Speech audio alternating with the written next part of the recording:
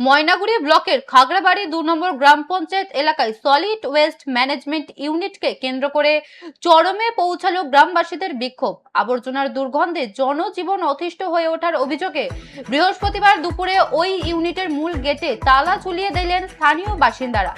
ঘটনার খবর পেয়ে এলাকায় পৌঁছান ময়নাগুড়ি বিডিও সৌমেন দাস। স্থানীয় সূত্রে জানা গেছে, প্রায় বছর দুয়েক আগে ব্লক প্রশাসন ও পঞ্চায়েতের উদ্যোগে এই সলিড ওয়েস্ট ও প্লাস্টিক ওয়েস্ট ম্যানেজমেন্ট ইউনিটটি তৈরি করা হয়েছিল।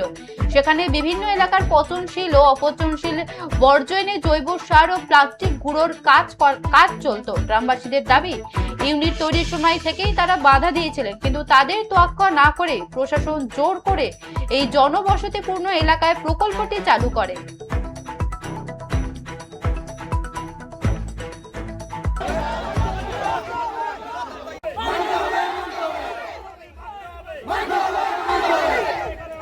আপনারা বিক্ষোভ দেখাচ্ছেন, এই গন্ধে থাকা যাচ্ছে না, পেট ফুলে যাচ্ছে, মানুষ অসুখ বিসুখ হচ্ছে, তার জন্যে আমরা আন্দোলন করতেছি। এই পচা বন্ধ করে অন্য কিছু প্রতিষ্ঠান করুক, এখানে আমরা রাজি আছি তাতে। মানে এখানে পচা আমরা এখানে ফেলে দিব না।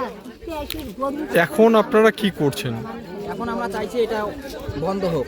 আমাদের গত যে তৃণমূল সরকার ছিল, যে প্রধান ছিল, এই প্রধান আমাদেরকে রীতিমতো প্রতিনিয়ত ধমকি এটাতে এর আগে যে আন্দোলন হয়নি তা না, ছোটোখাটো আমরা আন্দোলন করছিলাম, কিন্তু সেই আন্দোলন আমাদের কার্যকারিতা হয়নি। এখন আমরা নতুন সরকার আসছে, বিজেপি সরকার, এই বিজেপি সরকারের কাছে আমাদের আবেদন, এই কাঁচরা কোম্পানি এখানে আমরা করতে দেবো না। উন্নয়নের স্বার্থে এখানে অন্য কিছু হোক, সেটা আমরা আমাদের গ্রামবাসী সকলে জনগণ আমরা মাইনে নেব, কিন্তু এই কাঁচরা কোম্পানি আমরা এখানে হতে দেবো না। এই কাঁচরা কোম্পানি যদি থাকে, আগামী দিনে আমরা এখানে বাঁচতে পারবো না। আমাদের ভবিষ্যৎ আছে, আমাদের বাচ্চা কাচ্চার ভবিষ্যৎ আছে। আজকে বাচ্চা কাচ্চার পাতলা পায়খানা, বমি,